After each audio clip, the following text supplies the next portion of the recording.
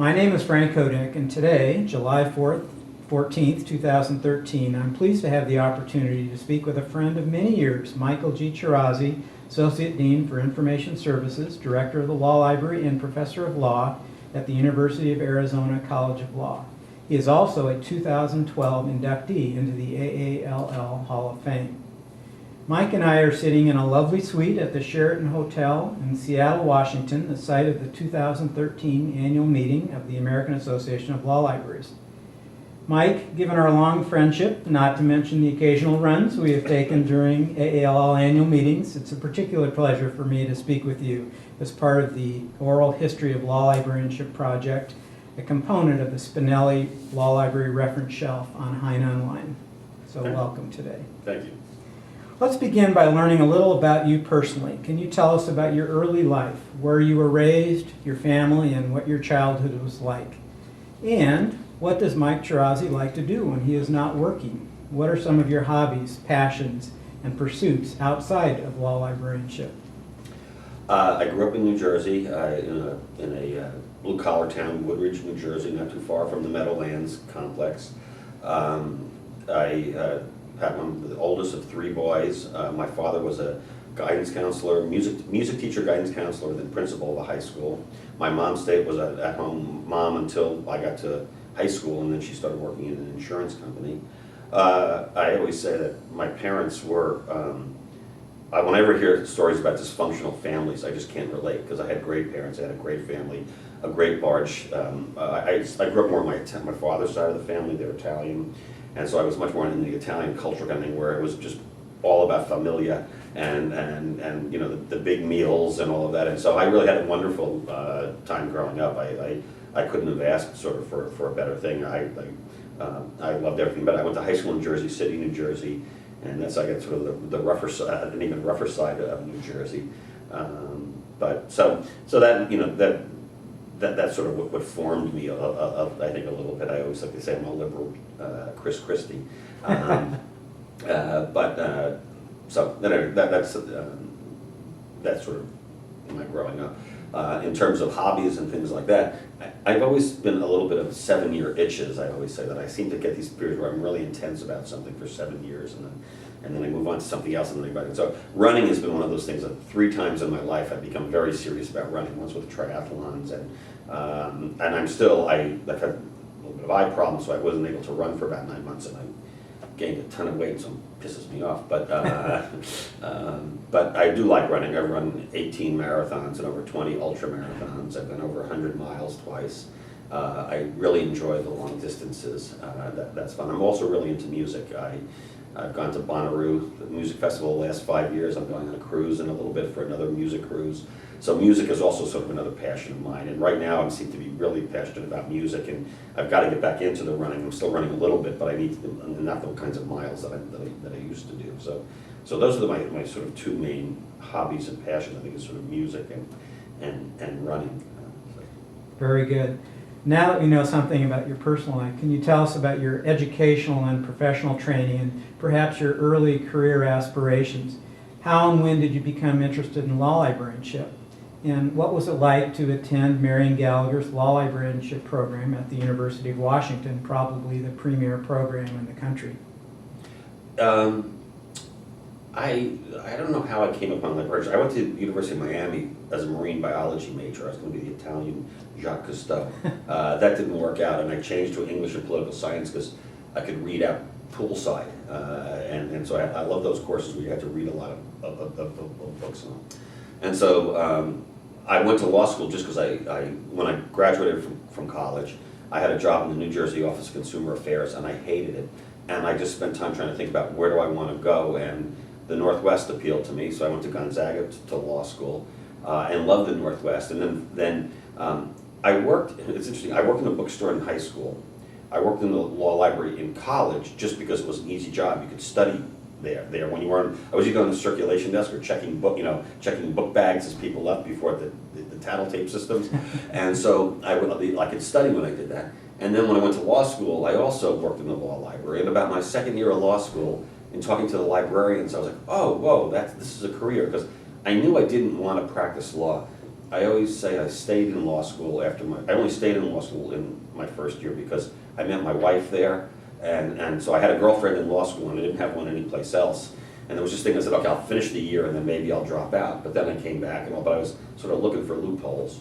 And so when I found about the program, and then I found out about Marion Gallagher at the University of Washington, I said, oh, great, that's something I can do. I had established in-state residency, so at the time, this is 1980 to 81, it cost me $1,000 for a full year of tuition there. And you got a $1,000 loan at 2% interest at the time. So basically, your tuition was covered by this loan. So I lived here in Seattle, and and it was wonderful. And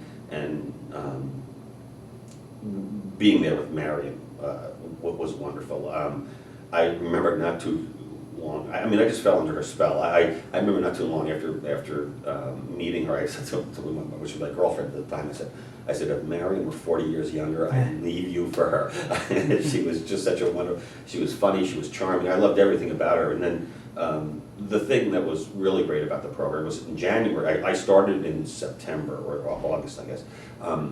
In January, Bob Baring showed up to replace Marion because Marion was retiring. So I was in her last class, but then both of them were in my law library administration class. And I always say I've been one of the few people to see Bob play straight man to Marion, and so they had this immediate affection and this synergy, and it was just so wonderful to be part of it. It was weird. The class was in her office. You never really knew when class began because you just come in and we'd start talking, and then all of a sudden you realize the stories were about things that we were supposed to be talking about that day, and then we'd get into it, and then it wasn't clear when class was ending. I always felt like, can we leave now? Like, is it what's? But it was just this kind of thing that I think everyone was just sort of enjoying it. Did they co-teach that yes, course? they co-taught. Oh, They co-taught so you the were course. Right, and they played off one another. Bob always said how Marion was on the side of the angels, that Bob was a little bit more strict about certain things. Marion was much more sort of liberal in terms of the kinds of things that she would do. Yes, it was really fun. And then Marion, and I'm going to mention this in the talk I'm giving later tomorrow, she would say stuff like to me, you should really read Law Library Journal. Start with volume 1 and work your way. And I couldn't say no. So and I always say that I may have done a lot of skimming, but I can honestly say I've looked at every single page of Law Library Journal up to 1981 because she said to do it, and we did it. You know what I mean? It was just this kind of way. She just had this kind of way, and so it was the whole experience. Her staff was wonderful. Betty Wilkins was there. Viola Bird was also around all the time, and so I got to be there. And so it was just so I knew immediately. Maybe not immediately, but it was every day it became more and more apparent that I had made a great career choice, and I was very glad that I had become part of it. Do you recall who were some of your classmates? Scott Burson, who actually was a librarian only for a short period of time, and then is working for the NLRB. I think he's still an NLRB attorney. And then Charles Mwalimu, who is from Zambia, and got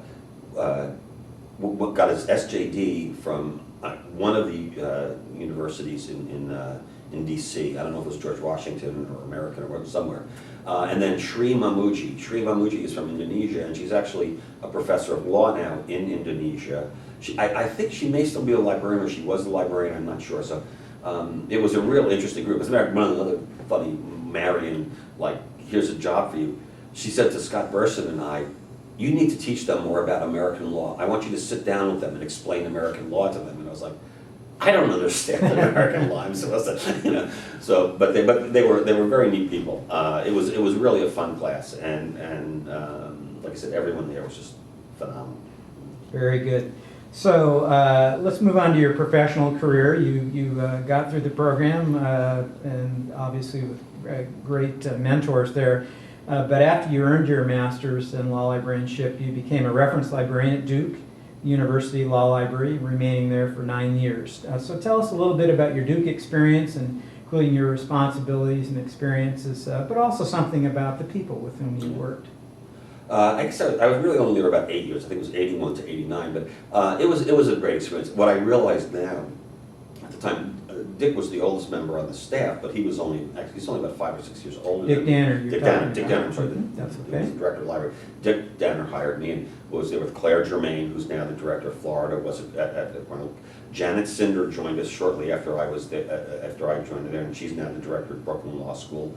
But we were a really, at the time I didn't realize how young a group of librarians, the technical services librarians were all young. And it was really a fun group. We did a lot of things socially together. It was a good experience. And I really, especially, I learned a lot from Claire, but I also really learned a lot from Dick. I was used to, early on, he'd give me a project, and I'd go in to talk to him, and then he'd say, well, have you thought about this, have you thought about that? And I'd walk out and say, oh man, what, you know. But he was really nice about that, and he really had that open door, and he's become a lifelong friend and mentor. I still go to him all the time. I sort of arrived at the talk I'm going to give tomorrow based on talking to him at AALS and saying, what do you think I should talk about? I've got to do this lecture. And so that was a big part of it. I think I learned all the basics. I think it was a great law school. I think it's an engaged faculty with doing lots of scholarship. So I think I learned in a really good sort of a really good framework. Because it was a large university. It was dealing with I got to deal with rare books because the rare book collection hadn't been well taken care of, and so I really got to get into that a little bit. So, and Dick really encouraged scholarship, and so it was one of those things. It was apparent to me that I had to be thinking about writing something also while I was there, and so overall it was an incredibly positive experience. Speaking of writing, I can't help but ask. One of the most distinctively named law library publications I've ever come across was the Dull University, or the Dull Law Library, Dull News. There you go, Dull News, Duke University Law Library, and I was always struck by that. But it was one of the, at least from my perspective, one of the first academic law library newsletters that I can recall seeing. Well, it was fun too. So, I wrote a little thing about Joseph's story, and I did another. It was this opportunity to write basically a page on something about it, and dealing with that, and it was a fun thing. And I don't really know if students ever read them, but they went out there and they looked at it, and I think they went over pretty well. I don't know if they're still doing that or if that faded away. That's interesting. I don't know, but we'll come back to talking about scholarship in a moment. But let me move on a little bit. In 1989, you moved closer to your geographical roots when you became deputy director at Boston College Law Library. What prompted this change in position? Obviously, you're telling us you had a great experience at Duke, and how did it fit into your career goals? What was different about your experience at BC compared to your work at Duke? Well, in terms of career goals, I always saw myself at some point being a director. I actually stayed at Duke probably longer than I intended because my wife was an attorney and she became partner in a law firm. And they kept sweetening the pie to get her to stay in North Carolina. But what happened was once we decided we wanted to have kids, I knew I had to move because she was putting easily 80-hour work weeks. She was just working her butt off doing asbestos litigation. And so it was this thing we just couldn't, it was a great life for two adults without kids and all this, but if we wanted to raise a family, we knew it just couldn't happen. So around the time that Vicki was pregnant with our first child, I started looking for jobs, and so the Boston College job really appealed to me. A number of reasons. My wife went to Northeastern to undergrad, and I've always loved Boston, and so it was a great fix and a match rather, and I was really thrilled that I got the job. And I also, it was great that I got to work with Sharon Hamby O'Connor. Sharon is a very different person than me, but and as a result, I sort of learned so much from her. She was a morning person. I was an evening person. She is totally detail oriented. I was a big picture kind of person. She hated to teach. I loved teaching. So I don't know if she hired me to deal with those things that she didn't like doing, but she also forced me to pay attention, to become more detail oriented and to deal with things. She was also a creature of the South. She was very. At first, I thought she just couldn't say a bad word about anyone, but in fact, I didn't understand Southern Southern lingo. If she would say something like "bless his heart," but he does try. And what that really meant was, what a moron. It was just, she just couldn't, it was just that, and so there was really this kind of thing. And so for a kid from New Jersey who would have called it as he saw it. She was always that kind of way. But I really enjoyed working for her, and as well as the other librarians that were there. It was a great faculty. I'm still a very good friend with several of the faculty there. It was a very hard thing to leave there because I so enjoyed myself in Massachusetts. And I actually think I will, if I retire any place, it would probably be to Massachusetts, back to Boston. But I wanted to be a director, and as you know, there's a significant difference in salary between working as an associate director and a director, and at that point I had 2 children, and then we wound up having a third, so it made financial sense as much as everything else to move on. So in fact, you're talking about in 1996 when you made your third and final, at least so far, professional move when you took your current position as director of the law library at the University of Arizona James E. Rogers College of Law. Let's talk a little bit about that experience. First, you've mentioned some of the motivations that got you there. Of course, as we're both runners, I kind of think about moving to Tucson and running in that summer heat and wondering what possessed you, but I don't know if you have any thoughts about that, or you just want to put that aside. The longer I spend my time in Tucson, the less I like living in Tucson. However, I love my job. I love the university. I've worked it into a really good position. I wish I could just sort of move it someplace else, especially this time of year, where I think we had something like 39 days over 100 degrees, and I run in an indoor track when I run during the summer, and so it's driving out of my way to go to this thing. So it is, but it's the job, and actually Tucson is becoming I saw something in the San Francisco Chronicle saying it's going to be the new Portland. It's becoming very hip. The music scene is picked up, and there's lots of really good music there now, and sort of that. So I've sort of resigned myself in a way that because of the job and because of my kids and all that I don't know that I'll be in Tucson forever, but I've made my peace with the heat. I'm not happy about it, but it is what it is.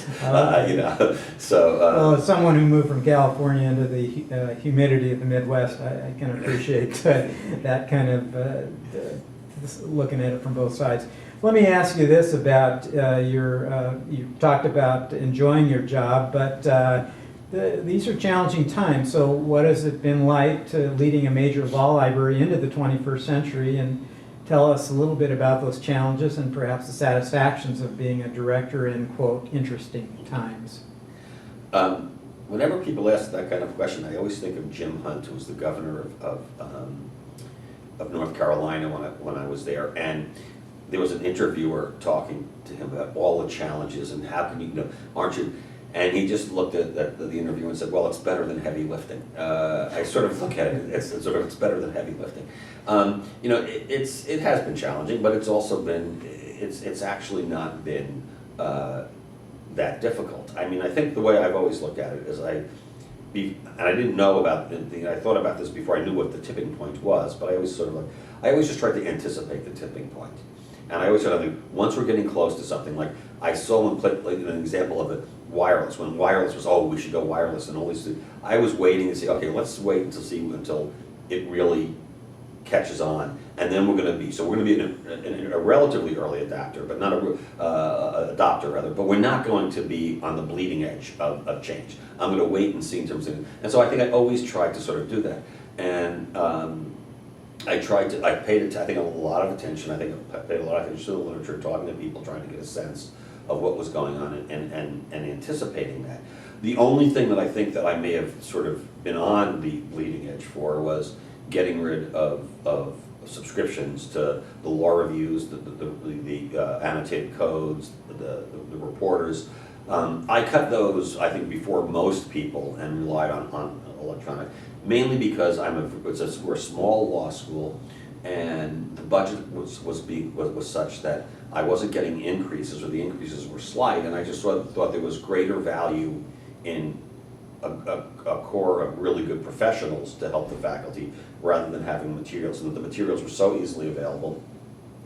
I mean, when I laugh when I think of people worrying about what if Lexus and Westlaw goes out of business and all that. It's like Armageddon can happen too. I'm not going to worry about that. And so that was sort of the thing. And the other thing is, I think I only plan 5 years into the future, because I think to try and figure further than that in the future just makes no sense. You're going to spend a lot of time not anticipating. I mean, when I first think of the web, when it first came out, and how, who would have thought? I always remember Jim Millis at one point saying, we were talking about Archie and Veronica and all these old things for the internet, and he said, well, of course, hypertext transfer protocol is going to change all of this. And I remember thinking, what the heck is that? And then realizing that he was right. And then a year later, suddenly there's this thing called the web. And so, I mean, I think it's just really been sort of paying attention, looking at trends, and also asking your staff, what are they seeing, and what are they doing? I mean, I've been blessed with it. I have a really great staff at Arizona, and it's another reason I really like my job, and that they're so competent that they allow me to be able to do a lot of different things. Very good. Well, and speaking of different things, in 1998, 2 years after becoming the law library director at Arizona, you took on the added responsibility of overseeing the law librarianship program at the Arizona School of Information Resources and Library Science, a position you still hold today.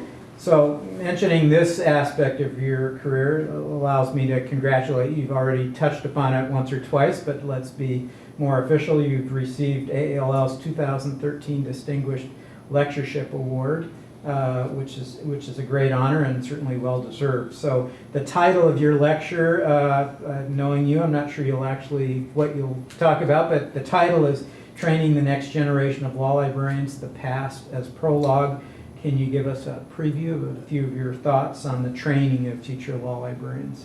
The first thing I'll say is that's an abbreviated title. They wouldn't let me put the whole title in the thing. But it's about mentoring, teaching, and training the next generation of law librarians. And it does. I mean, this is in a conversation with Dick. Sort of, I helped crystallize the idea of what I wanted to talk about. Basically, my premise is that first, mentoring has to be the number one thing that we do.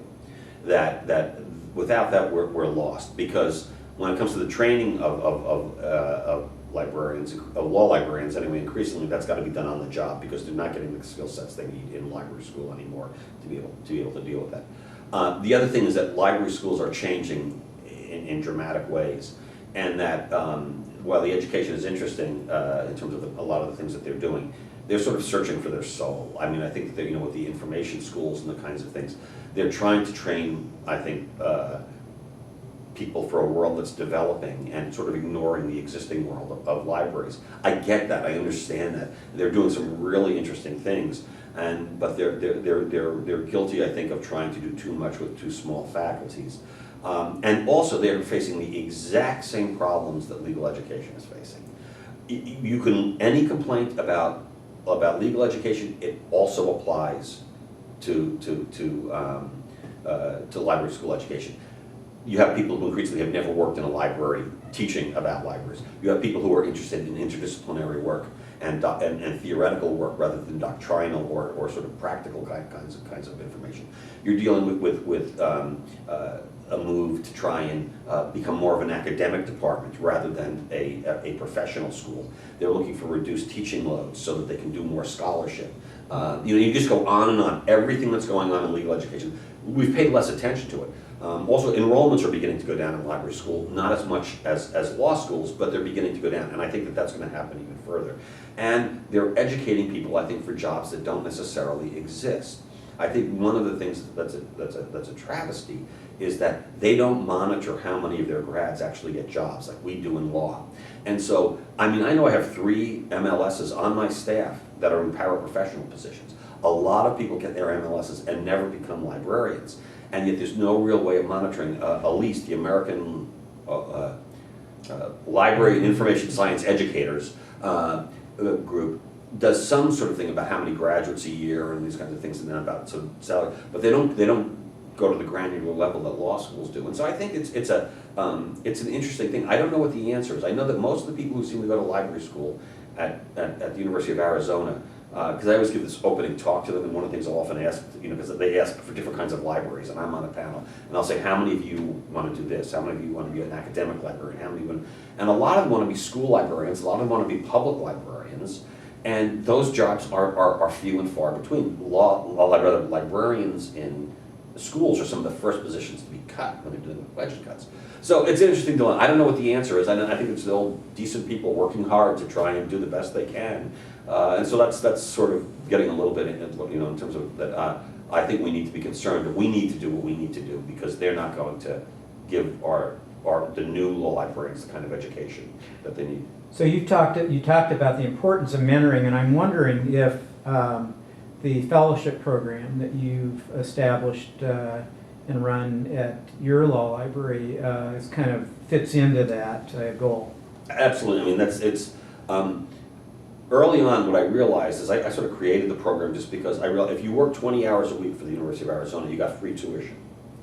And so I realized I could gain the benefit system where if I hired lawyers to work 20 hours a week in the law library, I pay them, and now it's only $12,000 a year, but they get free tuition. I would say it's the worst deal except for all the other deals that are out there. And so they were able to do that, and it takes them a year and a half to 2 years to graduate.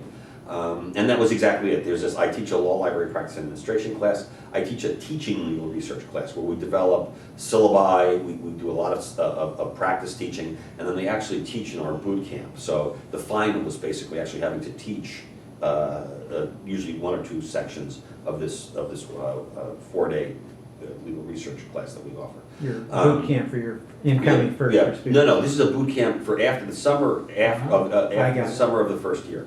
So the idea is graduation's on Saturday. On Monday, there's this course for people who are going into the law firms. I suppose we have a lot of 1Ls doing internships, and a lot of them not paid, so they can take the week off, and they appreciate the places that they're going to appreciate that they're getting another week of research. So that's worked really well, and that's it. It is that they work on the reference desk or they work on the circulation desk when there aren't reference librarians around.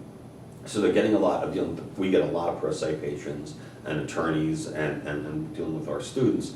So I like to think that they're getting the equivalent of almost, if it takes them 2 years to graduate, that they're getting the equivalent of 2 years of experience. And so I think they're all able to hit the ground running. And so there's that. And then there's also, I spend a lot of time with them. I mean, one of the things just in terms of mentoring is we go through sample interviews. We go through the kinds of questions they're going to have. Well, I make sure they have job talks because they're going to all need job talks, and so that's part of what we do. So I think it's worked very well. It is perhaps the thing I'm most proud of in terms of, I think, I like, almost all my fellows have done very, very well.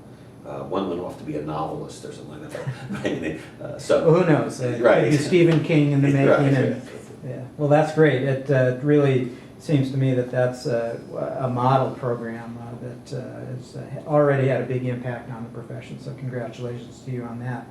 So let's switch gears a little bit. Mike, anyone who's ever had even a 5-minute conversation with you knows that you have, one, a great sense of humor, which you've demonstrated already this morning, and that you aren't shy about stating an opinion, which you've actually already told us. So given that, and without trying to put you on the spot, I wonder if there are some law library personalities or stories that you might want to share with us in addition to what you've already said.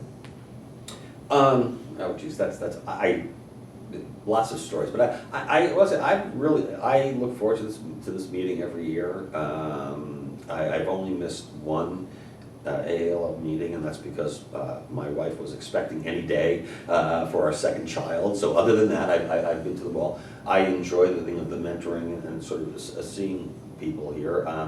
I just can't believe, my first convention was in 1981. It's kind of hard to believe that it's really been 33 years. What I've enjoyed about it is early on, and something I'm mentioning a lot of what I'll talk about actually tomorrow, but one of the things that Marion Gallagher did that I so appreciate is that my first convention, we had to meet her in the hotel.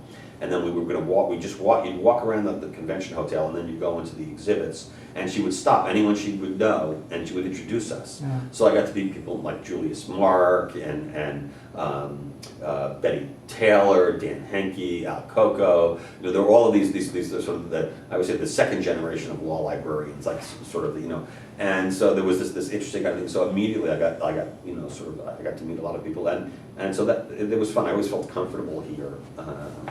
In terms of stories about particulars, I don't know. I think that there have been always, as you know, there have been a lot of sort of interesting characters in our profession, but but probably not as interesting as in many other professions. I don't think really, you know, you know. Everything is relative. Relative, right. There you go. Well, I understand. I'm glad. Thank you for mentioning some of those, as you say, some real greats of our profession that we were fortunate enough to be around and get a chance to meet and to know some. And I would certainly put Julius Mark right there at the top of the characters of our profession, in addition to his great contributions. Let me just say one thing about Julius. One of the things that the meeting has changed so much. This is the first year there's not a Bender dinner. And Lexus took that over, and then they swore that they'd keep it going because they knew what a tradition it is. And that's one of the where I think, I understand how things change, I understand why they're doing it, but it's just sad because Julius always, the song, every year he'd make people get up and sing, "Hey, you want a gay there," or "Merry time you hey there" at the meeting of the AALL. And, all these people would do it. And near the end, unfortunately, people were like, "Who's this crazy guy, singing these songs?" But I so loved him for that. He was the classic Irishman who wanted to have a few drinks and sing, and I think we've lost a lot of those things for very good reasons. I get why. I don't blame Lexus for getting, but it's really a shame in terms of when I think how I looked forward to that Bender dinner every year and seeing some of the same people. And that was usually the only time I saw them. I know I'll see so and so at the Bender dinner. So. Well, as you say, things change, and there are almost always good reasons for change. But I'm with you. I feel privileged to have had the chance to be a part of some of those things and appreciate them. So again, let's switch gears one more time. You've, Mike, one of the hallmarks of your career has been a very prolific record of scholarship. You talked about the mentoring that you got at Duke, and you mentioned writing small pieces for the Dull News as kind of a starting point, but you've been both an author and an editor. Your work has been formally recognized, first in 1987 with you won the ALL Call for Papers competition, and later in 2007 when you and Marguerite Most received the prestigious Joseph L. Andrews Bibliographic Award for pre-statehood legal research.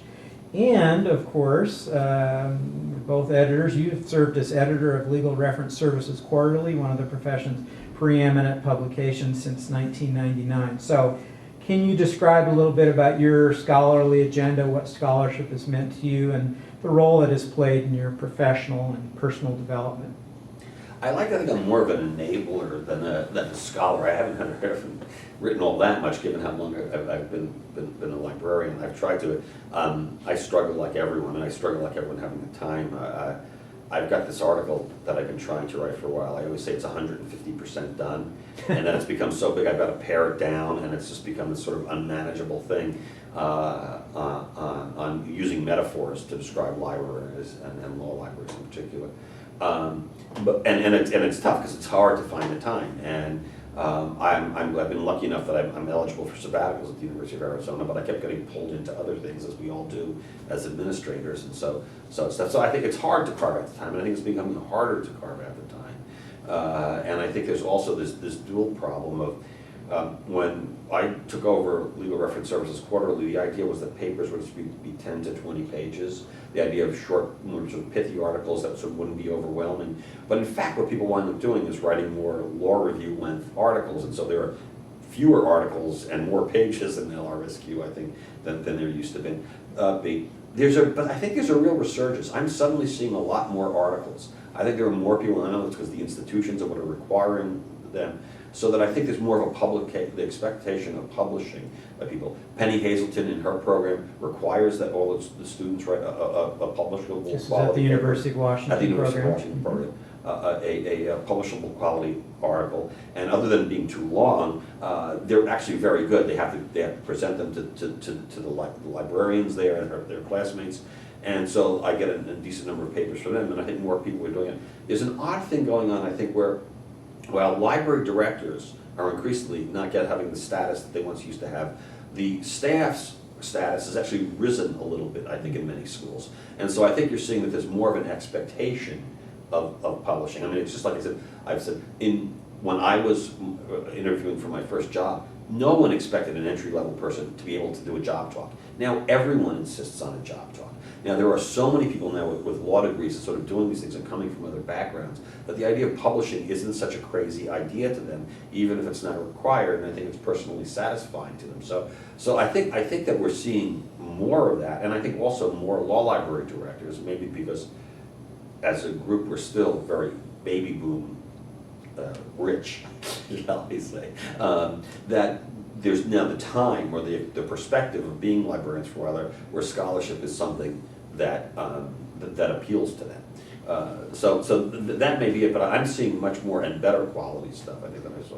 Well, I'm very pleased to hear you say that, and it's interesting that you're talking about trying to get people to write shorter pieces. That was always something, as editor of Law Library Journal, I encouraged folks, because I said, you know, if you really want someone to read it, you need to make it a manageable length. I wonder if there are any other pieces of advice that you would give to young scholars or potential scholars who might get a chance to listen to this interview and wonder what the editor of Legal Reference Services Quarterly might advise about publication and scholarship. There's always things that write about what you're interested in and what you love. I actually think that's a double-edged sword. I think if you write about it, you tend to get carried away, too. And so sometimes I wonder, I think it's important to write about that which you're dealing with and that which you know. But I think it's also in terms of, I think the main thing is to think about audience. That if you can think about audience, it helps make the writing that much easier. I say I like publishing articles in LRSQ that I think would be good in the syllabus of my law library administration class, someone who's in the first 5 years of their careers that they need to know about, or the kind of article where you're talking about innovations in online library information systems, because directors and public services librarians may not know that much about what's going on in those kinds of areas. So it can be kind of thing that it can almost be survey. It can be something that we should all know about, but we don't know about, we know we need to know more about. And then there could be those kinds of articles where it's fairly straightforward to come up with that. If you've done work on coming up with a new library system for your university and you've been in all those meetings, write a little bit about that and sort of deal about that. It's not that people might have sort of a research agenda where they really care about legal history or they care about something to be able to copyright, to be able to do those kinds of things. I think that's good, but I think if there's enough different things that other institutions are doing that we need to know about, and I wish there was something between the AALL spectrum and LLJ and Legal Reference Services Quarterly. There are some things that LLRX online does a little bit of that, but something that made it, and so it's a little bit more topical. The great thing with me now with LRSQ is that they really collapsed publishing time. That, because I submit everything online, they get to it pretty quickly, it turns around. So from when it was more of a paper driven process where I had to send in, I'd send in CDs or whatever, or floppies, that it was this kind of thing that now it just happens much more quickly, and so timeliness is easier than it once was. It still depends upon publication schedules and all, but there's that. But there's something even for the more immediate, and I think LLRX does that well. But they're limited in terms of their scope. I think I wish there was something else out there, and then that maybe those kinds of articles could develop into something more substantial that would go into LLJ or LRSQ. Yeah. Yeah, that makes sense. So we're nearing the end of our conversation, and I want to make sure you have the opportunity to touch on any topics that are important to you, which we might have missed. Is there anything you would like to add before we conclude? I'm glad I've lived to see the Red Sox win the World Series twice. I should have known that would somehow get in there. Like I said, I don't have much to say. I don't know that much people care about what I have to say, but I've enjoyed. It's. I still think I have a lot of time left in this profession, so it's kind of hard to think of in terms of looking back at a career, since I still think I'm in the midst of it all. I'm probably more on the back nine, as they say, that in terms of career. But. Okay, well, I can assure you that people are very interested in what Mike Chiorazzi had to say. So, Mike Chiorazzi, on behalf of Pat Keogh and Michelle Wu, my colleagues with the Oral History of Law Librarianship Project, I want to thank you for taking time from your busy schedule to speak with us today about your experience as a law librarian. Your remarks will be a valuable addition to the project and of interest to both current colleagues and those who join the profession in the future. So thank you very much. Thank you.